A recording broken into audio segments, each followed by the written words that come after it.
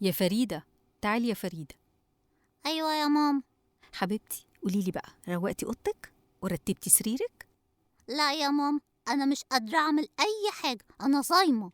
ماشي يا حبيبتي، بس مش معنى إنك صايمة إنك ما تعمليش أي حاجة. أيوة يا ماما، يعني إيه صايمة؟ يعني ارتاح، مش أقعد أوضب وأنضف الأوضة.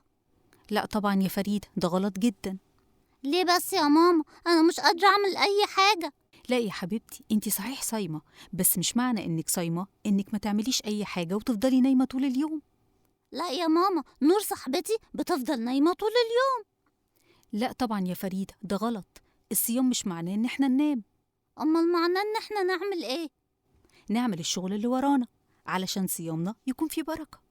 طيب ما أنا هنام وارتاح، ولما أصحى على المغرب أبقى أعمل الحاجات اللي ورايا.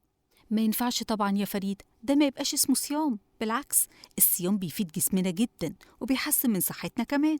بجد يا ماما؟ إزاي؟ الصيام بيحسن من صحة القلب، وكمان بينظم السكر في الدم، وبيحسن من صحة الجهاز الهضمي، وبيخلينا نقدر نتخلص من السموم اللي في الجسم، وبيزود من تركيزنا. ده غير انه بيقلل من احساسنا بالتوتر والقلق. كل دي فوائد الصيام يا ماما؟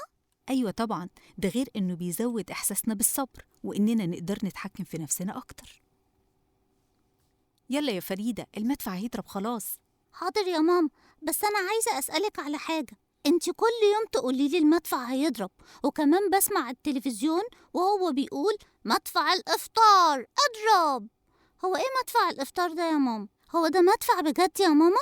بصي يا ستي، المدفع ده موجود من زمان جدا وله حكايات كتير قوي، لكن يعتبر أشهرهم وأكتر حاجة معروفة إن أول ظهور لمدفع رمضان كان في القاهرة، تقريبا كان سنة 1461 في وقت حكم السلطان المملوكي الظافر سيف الدين.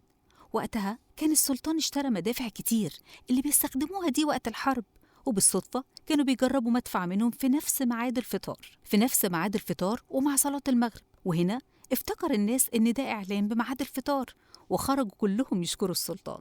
وقتها استغرب السلطان جدا من فرحة الناس وعجبته الفكرة، فقرر إن كل يوم المدفع هيضرب في نفس الوقت، في وقت الفطار ووقت السحور. ومن هنا بدأت فكرة مدفع رمضان وانتشرت. يا ماما، دي حكاية جميلة قوي. أنا بكرة هحكيها لكل أصحابي في المدرسة.